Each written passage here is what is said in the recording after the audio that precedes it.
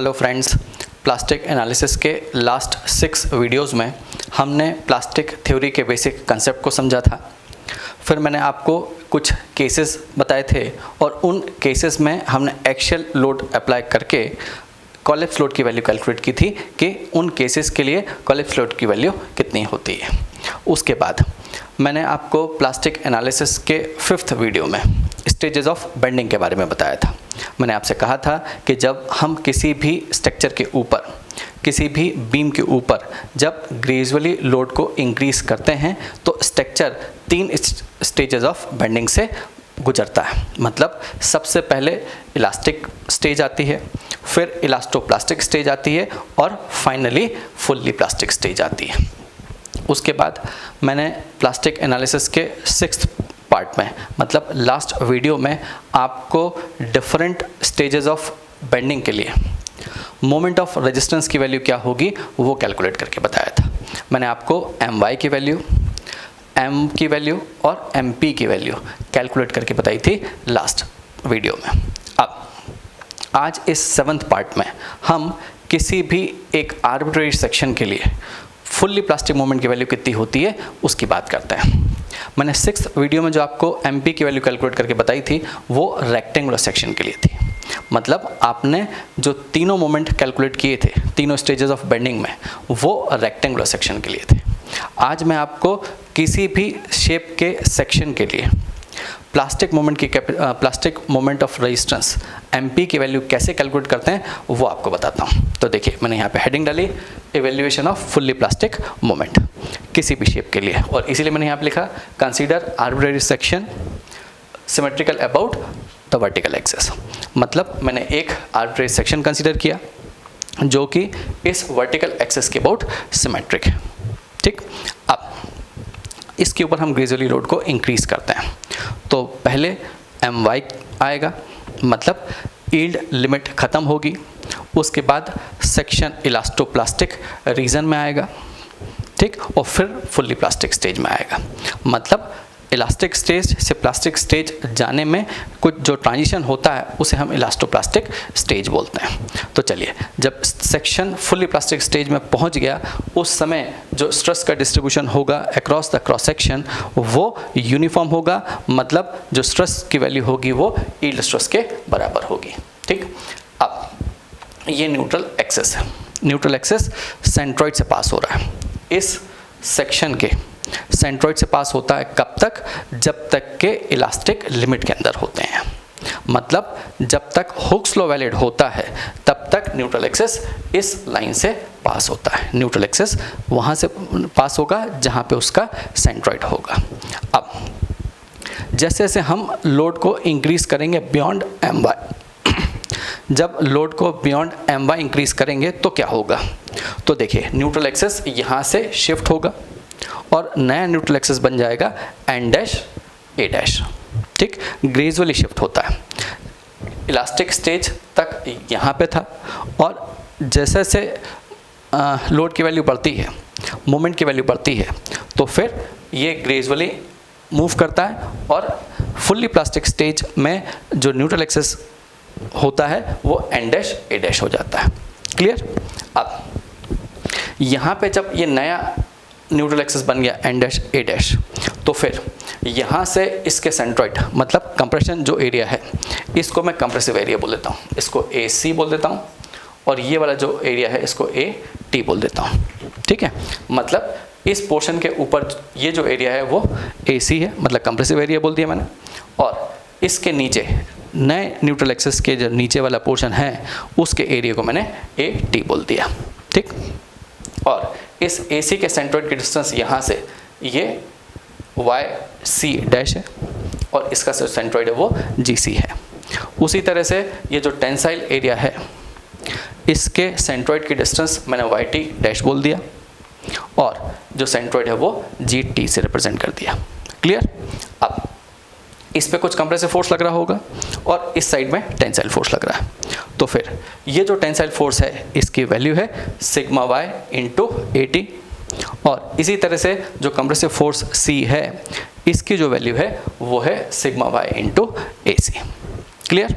अब ये जो दो फोर्स हैं इक्वल और अपोजिट डायरेक्शन में लग रहे हैं और इनके बीच की जो डिस्टेंस है उसे मैंने y डैश बोल दिया। ठीक, इसे लीवर आर्म बोलते हैं। क्लियर। अब जो मैंने आपसे कहा था कि न्यूट्रल एक्सिस ग्रेजुअली नीचे से ऊपर शिफ्ट होता है, उसको मैंने यहाँ पे लिख भी दिया। क्या कि when the bending moment acting at the section is increased beyond the yield moment my, तो क्या होगा, until the entire cross section becomes plastic, जब तक के पूरा सेक्शन प्लास्टिक ना हो जाए तब तक plus the neutral axis NA shifts gradually to the position n dash A dash। मतलब जैसे जैसे हम my के बियॉन्ड मोमेंट अप्लाई करते हैं MP तक, तब तक न्यूट्रल एक्सिस ग्रेजुअली मूव करता है अपवर्ड डायरेक्शन में। और कहाँ तक मूव करेगा, ये यहाँ तक करेगा। अपवर्ड या डाउनवर्ड डिपेंड करेगा कि एरिया कहाँ कंसंट्रेट है। यहाँ पे एरिया ऊपर साइड में ज़्यादा है तो ऊपर की तरफ शिफ्ट हो गया। ठीक, अब आगे चलते हैं और कंप्रेसिव फोर्स कितना है और टेंसाइल फोर्स कितना है उसको लिखते हैं। तो मैंने यहाँ पे लिखा कि total compressive force C is equal to sigma y into AC, और इसी तरह से टोटल टेंसाइल फोर्स जो है वो है sigma y into AT।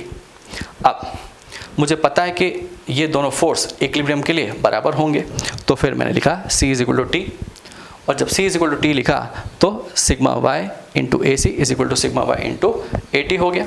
Sigma y से सिग्मा y को कैंसिल कर दीजिए, मतलब AC is equal to AT, और जब ये दोनों बराबर हैं मतलब ये टोटल एरिया के हाफ के बराबर होंगे, और इसलिए मैंने इसको A/2 लिख दिया। क्लियर। अब ये जो फोर्स की वैल्यू आई C, इसको मैं लिख सकता हूँ सिग्मा y इंटू A/2 लिख सकता हूँ, और यहाँ पे सिग्मा y इंटू A/2 लिख सकते हैं। क्लियर। अब यहाँ पे इसीलिए मैंने लिखा hence the neutral axis n dash A dash divides the section into 2 equal parts, कि ये जो न्यूट्रल एक्सिस है, नया न्यूट्रल एक्सिस जिसे आपने n डैश A डैश बोला, ये सेक्शन को 2 इक्वल एरिया में डिवाइड कर देता है। और दूसरे वर्ड्स में अगर बोलना चाहूँ तो मैंने लिखा it passes through the equal area axis, मतलब न्यूट्रल एक्सिस जो है n डैश A डैश ये इक्वल एरिया एक्सिस से पास होता है। क्लियर। अब ये सेक्शन कितना मोमेंट ऑफ रेजिस्टेंस देगा उसकी बात करते हैं। तो देखिए मैंने यहाँ पे लिखा these two forces will form a couple and its magnitude is equal to externally applied moment MP, कि ये दोनों फोर्स मिलके जो एक कपल जनरेट करेंगे उसे ही मैंने कहा था वो मोमेंट ऑफ रेजिस्टेंस होता है, और वो जो मोमेंट ऑफ रेजिस्टेंस है वो एक्सटर्नली अप्लाइड जो मोमेंट है MP उसके बराबर होगा। तो देखिए मैं इन दोनों के कारण जो मोमेंट बना उसकी वैल्यू लिखता हूँ, जो कपल फॉर्म होगा उसकी वैल्यू लिखता हूँ। तो देखिए यहाँ पे मैंने लिखा सिग्मा y इंटू A/2, ये तो हो गया फोर्स, ये फोर्स हो गया सिग्मा y इंटू A/2, और लीवर आर्म मतलब y डैश या yc dash plus yt dash, इन दोनों को लिख दीजिए। ठीक है, तो आप ये दोनों लिखें या y डैश लिखें एक ही बात है। क्लियर। तो देखिए अब मैं इस MP को इस तरह से लिख सकता हूँ कि MP is equal to sigma y into ZP। यहाँ पे जो ZP है वो किसके बराबर होगा, A/2 इंटू y डैश के बराबर, या A/2 yc dash plus yt dash के बराबर। क्लियर। अब यहाँ पे मैंने लिख दिया कि ZP is equal to this. अब इस ZP को क्या बोलते हैं, तो देखिए मैंने यहाँ पे लिखा ZP is the first moment of area about the neutral axis. कौन सा न्यूट्रल एक्सिस, ये n डैश A डैश के अबाउट। ठीक, n डैश A डैश के अबाउट ही होगा क्योंकि आप प्लास्टिक मोमेंट की बात कर रहे हैं। ये ZP जो है ये प्लास्टिक सेक्शन मॉडुलस कहलाता है। देखिए ये जो NA है ये तो जब तक इलास्टिक लिमिट होती है तभी तक न्यूट्रल एक्सिस होता है। जैसे ही हम My के बियॉन्ड मोमेंट अप्लाई करते हैं सेक्शन के ऊपर, वैसे ही न्यूट्रल एक्सिस शिफ्ट करने लगता है। ठीक है, तो चलिए यहाँ पे मैंने लिखा कि ZP is the first moment of area about the neutral axis and is known as plastic section modulus. इसे हम प्लास्टिक सेक्शन मॉडुलस बोलते हैं ZP को। ठीक, अब एक चीज़ और ध्यान रखिएगा कि ये जो MP की वैल्यू है ये किन किन फैक्टर पे डिपेंड करती है उसकी बात और करते हैं। तो देखिए मैंने यहाँ पे लिखा the fully plastic moment MP is constant for a particular cross section of A given material, कि जो MP है ये किस किस चीज़ पर डिपेंड करता है? ये मटेरियल की प्रॉपर्टी पर डिपेंड करता है और सेक्शन की प्रॉपर्टी पर डिपेंड करता है। देखिए यहाँ पे मैंने लिखा कि MP is equal to sigma y into ZP। Sigma y किसी भी मटेरियल के लिए फिक्स होता है और ZP किसी भी क्रॉस सेक्शन के लिए फिक्स होता है। मतलब MP की वैल्यू किसी भी गिवन क्रॉस सेक्शन और गिवन मटेरियल के लिए फिक्स क्वांटिटी होती है। क्लियर? चलिए आगे चलते हैं और शेप फैक्टर की बात करते हैं। मैंने आपको प्लास्टिक एनालिसिस के 5th पार्ट में मार्जिन ऑफ सेफ्टी के बारे में बताया था और मैंने आपसे कहा था कि प्लास्टिक एनालिसिस में जो मार्जिन ऑफ सेफ्टी होती है उसे हम लोड फैक्टर बोलते हैं। और लोड फैक्टर जिसे आप FL से रिप्रेजेंट करते थे, FL की जो वैल्यू होती थी वो होती थी FS इंटू FF या उसको S भी बोल सकते हैं, शेप फैक्टर, और WU अपॉन W1। मैंने आपको मार्जिन ऑफ सेफ्टी जो बताई थी वो ये बताई थी। ठीक, अब यहाँ पे जो FS था ये फैक्टर ऑफ सेफ्टी था अप टू इलास्टिक लिमिट तक। मतलब ये WY अपॉन WW का रेशो था। और ये जो FF लिखा है जिसे आपने शेप फैक्टर भी बोलते हैं, ये जो शेप फैक्टर था ये था W1 अपॉन WY की वैल्यू। और ये जो था WU ये अल्टीमेट लोड था, मतलब यहाँ पे स्ट्रक्चर कोलैप्स हो जाता है, अपॉन W1 मतलब जब फर्स्ट प्लास्टिक हिंज फॉर्म हुई थी। ठीक, अब इलास्टिक एनालिसिस में स्ट्रक्चर चाहे डिटर्मिनेट हो या इनडिटर्मिनेट हो, मार्जिन ऑफ सेफ्टी सेम ही होती थी और उसे हम FS के बराबर बोलते थे। लेकिन प्लास्टिक एनालिसिस में प्लास्टिक थ्योरी के बेस पे हम ये जानते हैं कि मार्जिन ऑफ सेफ्टी डिटर्मिनेट और इनडिटर्मिनेट स्ट्रक्चर के लिए अलग अलग होती है। ठीक, वो क्या होती है वो देखिए। मैंने आपसे कहा था कि अगर स्ट्रक्चर डिटर्मिनेट है तो डिटर्मिनेट स्ट्रक्चर के लिए WU अपॉन W1 का जो रेशो होगा वो 1 हो जाएगा। क्यों? क्योंकि WU जो है वो क्या है, जब स्ट्रक्चर कोलैप्स करता है उस समय जो लोड होता है वो है ये, जिसे आप अल्टीमेट लोड बोलते हैं। और W1 जो है वो फर्स्ट प्लास्टिक हिंज जब फॉर्म होती है उसके करस्पॉन्डिंग लोड है। और डिटर्मिनेट स्ट्रक्चर में एक ही प्लास्टिक हिंज फॉर्म होगी, मतलब ये जो रेशो होगा ये 1 हो जाएगा। क्लियर? मतलब डिटर्मिनेट स्ट्रक्चर में जो मार्जिन ऑफ सेफ्टी होगी वो FS इंटू FF का प्रोडक्ट होगा। ठीक, मतलब डिटर्मिनेट स्ट्रक्चर के लिए जो आप यील्ड के बियॉन्ड मटेरियल की स्ट्रेंथ कंसीडर करते हैं वो इस शेप फैक्टर या फॉर्म फैक्टर के बराबर होती है। Clear? But in case of indeterminate structure के केस में जो रिजर्व स्ट्रेंथ आप कंसीडर करते थे वो FF और WU अपॉन W1 का रेशो होता था। ठीक, मतलब इनडिटर्मिनेट स्ट्रक्चर के लिए जो फैक्टर ऑफ सेफ्टी आप कंसीडर करते थे FL, उसमें FS इंटू ये क्वांटिटी का प्रोडक्ट होता था। और ये जो क्वांटिटी थी ये यील्ड के बाद आप मटेरियल की कितनी रिजर्व स्ट्रेंथ कंसीडर करते हैं उसको रिप्रेजेंट करता था। ठीक, मतलब सिर्फ इतना है कि शेप फैक्टर बहुत इंपॉर्टेंट फैक्टर होता है और ये हमें ये बताता है कि हम मटेरियल की स्ट्रेंथ यील्ड के बाद कितनी कंसीडर करते हैं, जो रिजर्व स्ट्रेंथ होती है मटेरियल की। ठीक, तो चलिए, शेप फैक्टर बहुत इंपॉर्टेंट होता है इसीलिए मैंने यहाँ पे शेप फैक्टर लिखा। और S इज इक्वल टू होता है, इसे हम FF भी बोलते हैं, W1 अपॉन WY। अब W1 हमें पता है कि जब फर्स्ट प्लास्टिक हिंज फॉर्म होती है वो उस टाइम पे जो लोड होता है वो अपॉन यील्ड लोड का जो रेशो है उसे हम शेप फैक्टर बोलते हैं। इसे हम MP/MY के रेशो से भी रिप्रेजेंट करते हैं। और इसमें अगर मैं MP और MY की वैल्यूज़ को पुट कर दूं तो क्या होगा, sigma Y into ZP upon sigma Y into Z, या कई बुक्स में उसको ZE से भी रिप्रेजेंट किया है, इलास्टिक सेक्शन मॉडुलस। ठीक, तो सिग्मा Y से सिग्मा Y कैंसिल कर दीजिए, मतलब शेप फैक्टर जो हो जाएगा वो ZP अपॉन Z हो जाएगा। ठीक, मतलब shape factor is the ratio of plastic section modulus upon elastic section modulus. ठीक, और ये सेक्शन के शेप की प्रॉपर्टी होती है और इसीलिए मैंने यहाँ पे लिखा कि shape factor is the property of the section and it depends only on the shape of the cross section. कि शेप फैक्टर जो है वो शेप, जो क्रॉस सेक्शन का शेप होता है उसकी प्रॉपर्टी है और इसीलिए इसका नाम शेप फैक्टर है। इसे फॉर्म फैक्टर भी बोला जाता है। ठीक, अब शेप फैक्टर अगर मुझे कैलकुलेट करना है तो कैसे कैलकुलेट होगा? तो देखिए, मैंने अभी आपसे कहा था कि ये MP अपॉन MY का रेशो है या ZP अपॉन Z का रेशो है। तो फिर हम Z कौन सा लेंगे? ठीक, ZP तो अभी मैंने आपको ड्राइव करके बताया, लेकिन Z मतलब इलास्टिक सेक्शन मॉडुलस कितना लेंगे उसकी बात करते हैं। तो देखिए, इस सेक्शन के लिए अगर मैं बात करूं तो वो कितना होगा? तो ये ध्यान रखिएगा कि यील्ड मोमेंट My ये किसके बराबर होगा? Sigma y into I upon y max. ठीक, मतलब मोमेंट ऑफ इनर्शिया इस सेक्शन का upon y max. Y max क्या होगा? जो एक्सट्रीम फाइबर पे एक्सट्रीम फाइबर्स हैं उनकी जो डिस्टेंस है वो है वाई मैक्स।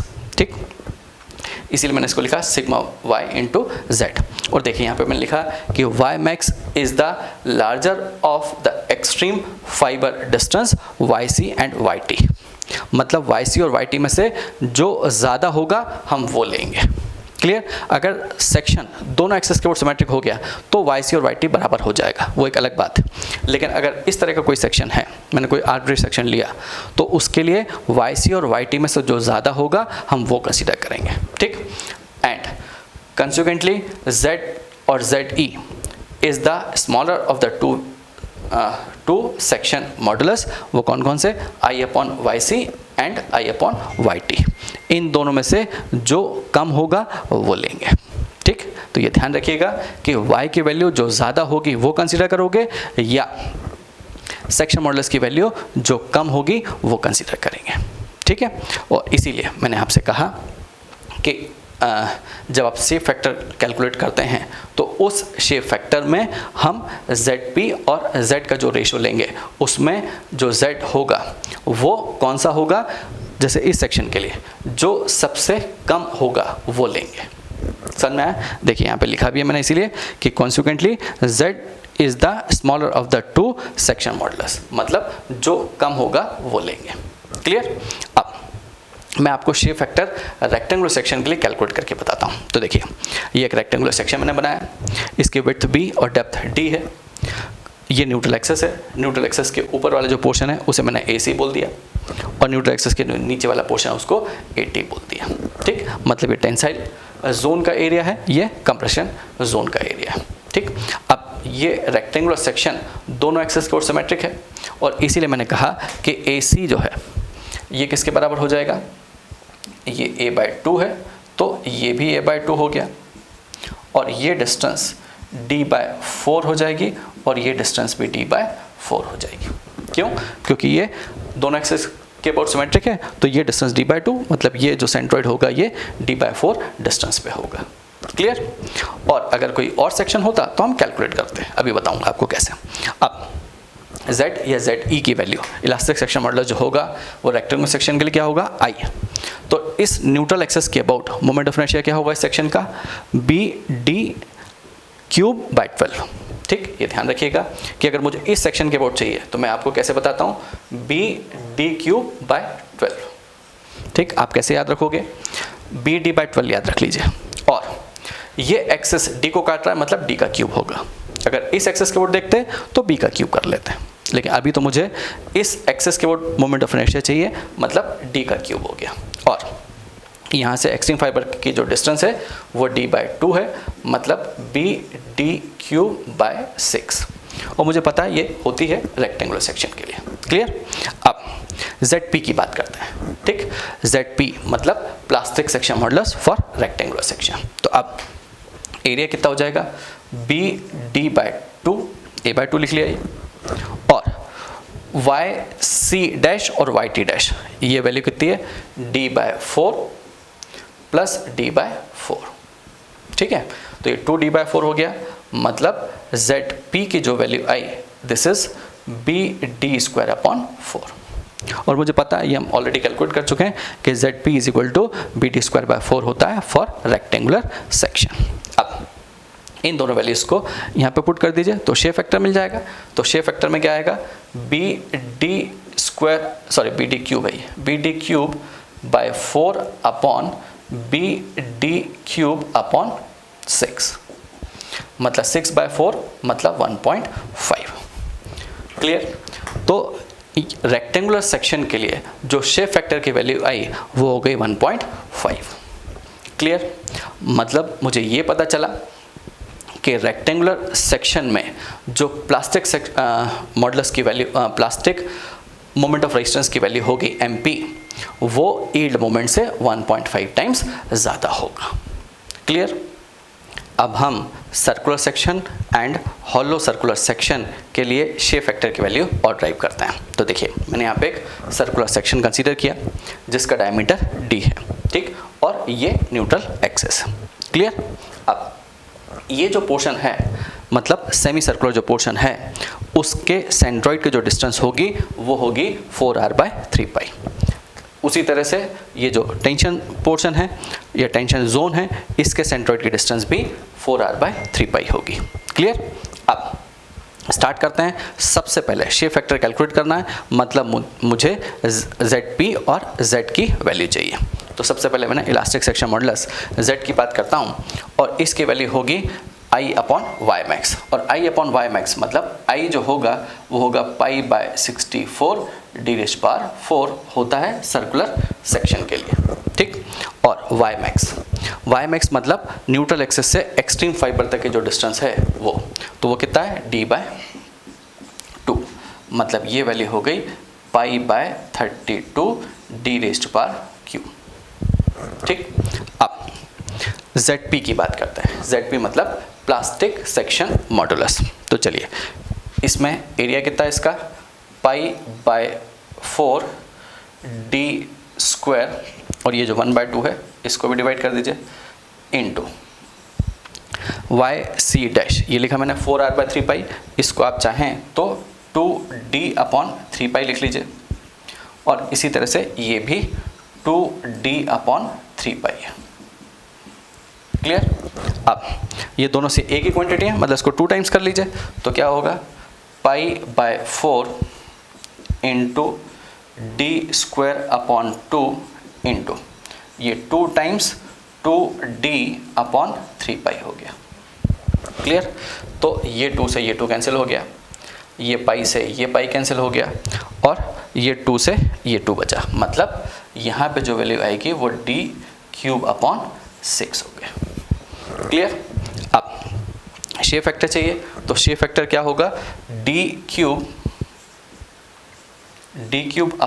6 Z कितना है π/32 d³। क्लियर। तो देखिए ये d³ से d³ कैंसिल हो जाएगा, और जब हम इसको सॉल्व करेंगे तो क्या होगा 32/6π, ठीक है। इसको जब सॉल्व करोगे तो ये वैल्यू आएगी 1.7, मतलब सर्कुलर सेक्शन के लिए जो शेप फैक्टर की वैल्यू होगी वो 1.7 होने का मतलब है कि यहाँ पे सर्कुलर सेक्शन के लिए जो MP की वैल्यू होगी वो 1.7 टाइम्स यील्ड मोमेंट के बराबर होगी। क्लियर। अब आगे चलते हैं और हॉलो सर्कुलर सेक्शन के लिए शेप फैक्टर कितना है उसकी बात करते हैं। तो देखिए यहाँ पे मैंने ये जो इंटरनल डायमीटर है उसको D बोला, स्मॉल d, और जो आउटर डायमीटर है उसे कैपिटल D बोला, मतलब d/d जो है स्मॉल d/कैपिटल D, मतलब internal diameter upon external diameter का जो रेशो है उसे मैंने K बोल दिया। क्लियर। अब सबसे पहले तो हम Z की बात करते हैं। Z या ZE, कई बुक्स में उसको ZE लिखा है, इसे बोलते हैं इलास्टिक सेक्शन मॉडुलस। वो क्या होगा I/y max, तो I कितना होगा इसका π/64 और d⁻⁴ minus small d⁻⁴। Clear. Moment of inertia hollow circular section का हम इस तरह से लिख सकते हैं। देखिए सर्कुलर सेक्शन का आपने ये लिखा था, तो हॉलो के लिए लिखना है तो माइनस d⁻⁴ कर दीजिए, ठीक है। अब ये जो y max की डिस्टेंस है वो कितनी होगी, न्यूट्रल एक्सिस से आउटर फाइबर, ये न्यूट्रल एक्सिस है, न्यूट्रल एक्सिस से आउटर फाइबर तक के जो डिस्टेंस है वो कैपिटल D/2 है, तो इसको कैपिटल D/2 से डिवाइड कर दीजिए। क्लियर? तो अब जो वैल्यू आई वो कितनी हो गई, π/32, ठीक है, और यहाँ पे ब्रैकेट में क्या आएगा, D⁴ minus D⁴ upon D, ठीक है।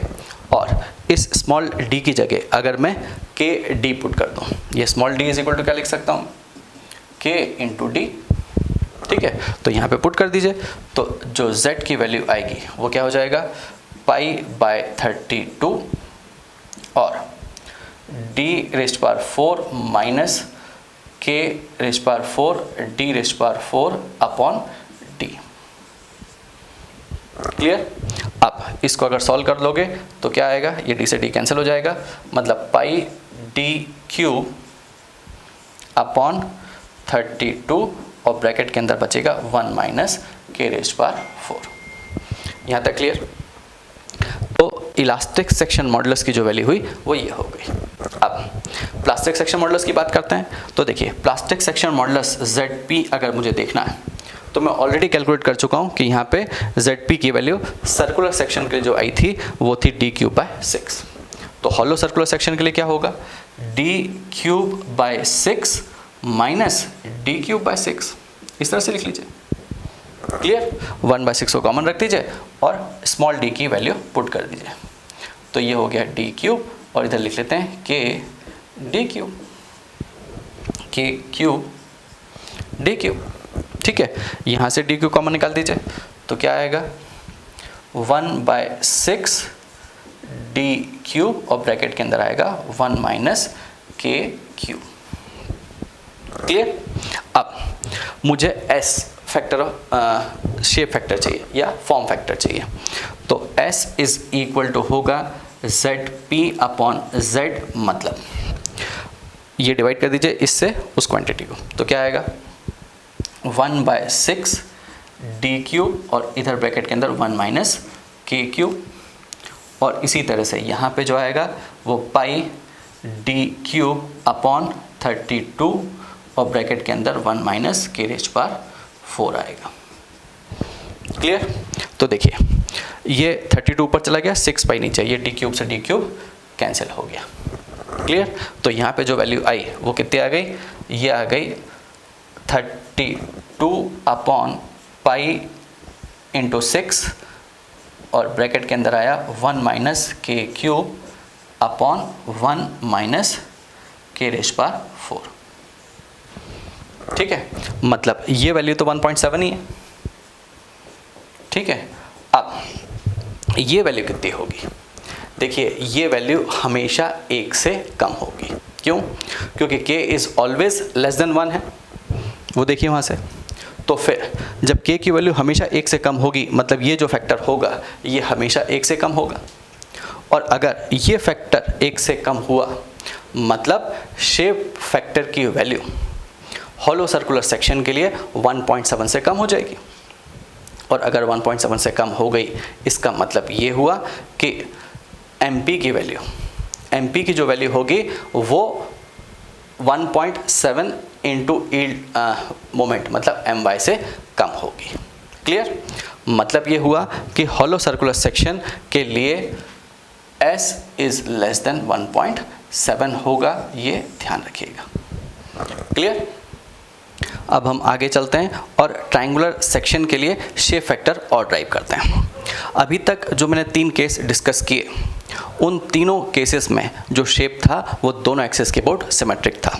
इसका मतलब ये था कि वो तीनों ही केसेस में न्यूट्रल एक्सिस जो है वो सेम था। ठीक, मतलब सेंट्रोइडल एक्सिस और इक्वल एरिया एक्सिस कोइंसाइड कर गए थे।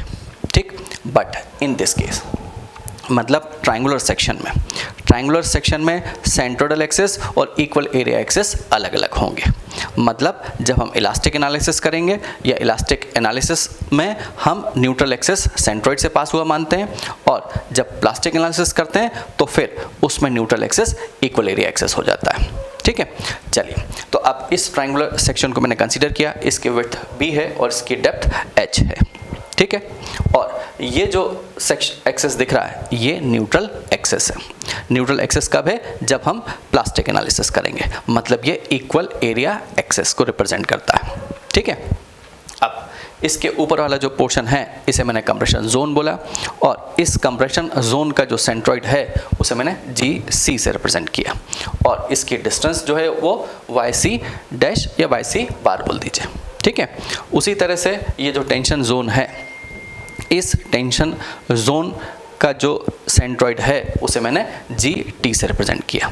क्लियर, और ये जो इक्वल एरिया एक्सिस है इसकी डेप्थ एपेक्स से, मतलब टॉप पॉइंट से जो है वो H1 है।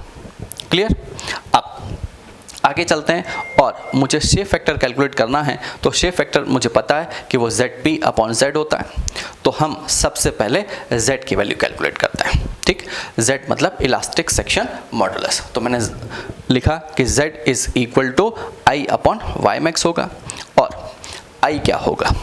देखिए, जब हम इलास्टिक एनालिसिस करते हैं तब मुझे पता है कि न्यूट्रल एक्सिस सेंट्रोइडल एक्सिस से पास होता है, मतलब I जो है वो moment of inertia centroidal axis के अबाउट है। तो फिर इस ट्राइंगल के लिए सेंट्रोइडल एक्सिस जो पास होता है वो उसके अबाउट मोमेंट ऑफ इनर्शिया कितना होगा? वो होता है BH3/36। ठीक, ये ध्यान रखिएगा कि ट्राइंगल के केस में सेंट्रल एक्सिस के अबाउट जो मोमेंट ऑफ इनर्शिया होता है वो BH3/36 होता है, तो मैंने वो लिख दिया। और Ymax कितना होगा? ट्राइंगल के केस में सेंट्रॉइड से टॉप पॉइंट की डिस्टेंस ज़्यादा होती है और वो 2h/3 होती है, और सेंट्रॉइड से बॉटम लेयर की जो डिस्टेंस होती है वो h/3 होती है, मतलब Ymax जो होगा वो 2h/3 होगा। ठीक है, तो वो 2h/3 लिख दिया मैंने, और इसको जब सॉल्व किया तो Z की जो वैल्यू आई वो आ गई BH²/24। यहाँ तक क्लियर? ठीक, अब आगे चलते हैं और ZP को कैलकुलेट करते हैं, लेकिन ZP कैलकुलेट करने के लिए मुझे पता है कि पहले मुझे ये इक्वल एरिया एक्सिस कहाँ से पास हो रहा है ये कैलकुलेट करना होगा। तो फिर इसको कैलकुलेट करने के लिए मैं क्या करूं, ये वाला जो एरिया है और टेंशन जोन का जो एरिया है, मतलब कंप्रेशन जोन का एरिया और टेंशन जोन के एरिया को इक्वेट कर लीजिए। ठीक, तो मैंने यहाँ पे लिखा for locating the equal area axis equate the area on either side. ठीक है, मतलब कंप्रेशन जोन का एरिया और टेंशन जोन के एरिया को इक्वेट कर लीजिए। कंप्रेशन जोन का एरिया कितना होगा? 1/2 B1 × H1। क्लियर, और टेंशन जोन का एरिया कितना होगा? टोटल एरिया करिए और उसका हाफ कर दीजिए, तो टोटल एरिया कितना है? 1/2 B × H, ये टोटल एरिया हो गया ट्राइंगल का, और इसको हाफ कर दीजिए तो ये टेंशन जोन का एरिया हो गया। ये लिख दिया मैंने। ठीक, इसको इक्वेशन 1 बोल दिया। दोनों को इक्वेट कर लेते हैं, और यहाँ से हम H1 की वैल्यू कैलकुलेट कर लेंगे। लेकिन मुझे पता है कि बाय सिमिलर ट्राइंगल हम ये जानते हैं कि H1/H is equal to B1/B होगा, तो मैंने यहाँ पे लिखा by similar triangle H1/H is equal to B1/B। Clear, और यहाँ से B1 की वैल्यू लिख लीजिए, तो B1 इज इक्वल टू होगा BH1/H, ये लिख दिया। क्लियर, अब इस B1 की वैल्यू को इस इक्वेशन 1 में पुट कर दीजिए। जब इक्वेशन 1 में पुट करोगे तो आपको ये मिल जाएगा। क्लियर, और जब इसको सॉल्व किया तो ये H से उधर ले जाइए, ये B से B कैंसिल हो जाएगा, ये 2 से 2 कैंसिल हो जाएगा, मतलब H1² is equal to H²/2 मिल जाएगा, मतलब H1 इज इक्वल टू होगा H/√2। Clear, H1 is equal to H/√2 हो गया। क्लियर, अब इस H1 की वैल्यू को यहाँ पे पुट कर दीजिए तो B1 मिल जाएगा, तो मैंने लिखा similarly B1 is equal to, या H1 की वैल्यू को पुट किया तो B1 is equal to B/√2 हो गया, वो आ गया। क्लियर, अब बात करते हैं कि ये जो कंप्रेशन जोन है, इस कंप्रेशन जोन के सेंट्रॉइड की डिस्टेंस कितनी है? कहाँ से? ये इस इक्वल एरिया एक्सिस से। तो इसको मैंने अभी आपसे बोला कि ये YC बार या YC डैश जो आपको बोलना है वो बोल दीजिए, तो मैंने यहाँ पे लिखा YC bar is equal to H1/3। Clear, यहाँ से h1/3 होगी, तो बस उसकी वैल्यू को पुट कर दीजिए h की। तो फिर जो आपके पास में yc बार जो आया उसकी वैल्यू हो गई 0.235h।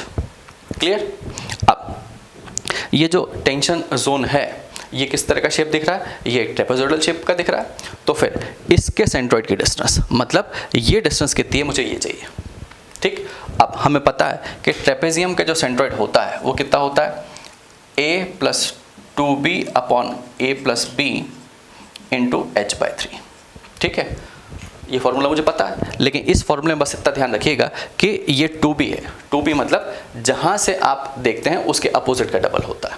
जैसे मुझे सेंट्रॉइड की डिस्टेंस यहाँ से चाहिए, तो फॉर्मूला क्या होगा, पहले तो हाइट बाय 3 कर लीजिए, तो h माइनस h1/3 ये लिख दिया मैंने, h माइनस h1/3, तो ये तो हाइट आ गई। अब मुझे सेंट्रॉइड की डिस्टेंस कहाँ से चाहिए, यहाँ से चाहिए। ठीक है, तो अब देखिए पहले b1 प्लस b, ये तो नीचे लिख दीजिए, वही का वही आ गया। अब सेंट्रॉइड की डिस्टेंस यहाँ से चाहिए, मतलब b1 प्लस अपोजिट का डबल। क्लियर, तो ये आ गया। अगर मुझे यहाँ से डिस्टेंस चाहिए होती तो फिर क्या हो जाता फॉर्मूला, तब फॉर्मूला हो जाता b प्लस 2b1 हो जाता, तब आपको डिस्टेंस ये मिल जाती। क्लियर, लेकिन अभी तो अपने को यहाँ से चाहिए तो मैंने ये लिख लिया। अब इस इक्वेशन में b1 और h1 की वैल्यू को पुट कर दीजिए, b1 और h1 की वैल्यू को पुट कर दीजिए, तो फिर आपके पास में yt बार जो आया वो आ गया ये 0.155h। क्लियर। अब मुझे ZP का फॉर्मूला पता है कि ZP इज इक्वल टू होता है a/2 yc बार प्लस yt बार। इनकी वैल्यूज़ को पुट कर दीजिए, तो जब वैल्यूज़ को पुट किया, यहाँ पे एरिया क्या है, BH/2, इस ट्राइंगल का एरिया, ये 2 ये आ गया, और yc डैश और yt डैश या बार, इनकी वैल्यूज़ को पुट कर दीजिए। तो फिर जो आपके पास में ZP की वैल्यू मिली वो आ गई 0.98 BH²। क्लियर। अब S शेप फैक्टर क्या होगा, शेप फैक्टर होता है ZP/Z, तो ये वैल्यूज़ को पुट कर दीजिए। जब ये दोनों वैल्यूज़ को पुट किया तो BH² से BH² कैंसिल हो गया, 24 को ऊपर ले जाइए, तो फिर S की जो वैल्यू मिलेगी इस ट्रायंगुलर शेप के लिए वो मिलेगी 2.34। क्लियर। अब ये ध्यान रखिएगा कि डिफरेंट शेप के लिए शेप फैक्टर की वैल्यू अलग अलग होती है। ठीक, मैंने अभी आपको 4 केसेस ड्राइव करके बताया, हम और केसेस भी ड्राइव कर सकते हैं। मैं 1-2 केसेस के लिए शेप फैक्टर और बता देता हूँ। जैसे मैंने यहाँ पे लिखा S = 2 for diamond shape section, कि अगर कोई इस तरह का शेप हो, मतलब ये डायमंड शेप, ये न्यूट्रल एक्सिस, तो फिर इस शेप का जो शेप फैक्टर होगा वो 2 होगा। क्लियर। और इसी तरह से मैंने लिखा कि आई सेक्शन के लिए S की जो वैल्यू होती है, शेप फैक्टर की वैल्यू 1.1 से लेके 1.2 के बीच में वेरी करती है। वो डिपेंड करता है उसके फ्लेंज के साइज़ पे, शेप पे डिपेंड करता है। ठीक है, तो ये मैंने S के वैल्यू बताई आई सेक्शन के लिए। क्लियर।